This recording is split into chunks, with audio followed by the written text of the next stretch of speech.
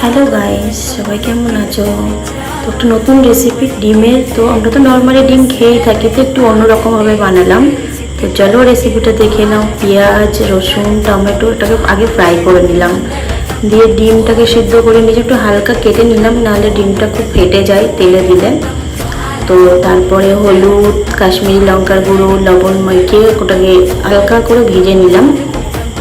ভাজার পরে ওটাকে ঘরে বানানো দই, টক বেশি একটু খাট্টা দই দিলে বেশি টেস্টি হবে। তারপর জিরে দিলাম তেলে, দিয়ে মশলাটা পুরোটা দিয়ে দিলাম, দিয়ে তোমার দইটা দিলাম, কাশ্মীরি লঙ্কার গুঁড়ো দিয়ে ভালোভাবে নেড়ে যতক্ষণ তেল না বেরোবে মশলাটাতে ততক্ষণ ওটাকে তোমাকে নাড়াতে হবে।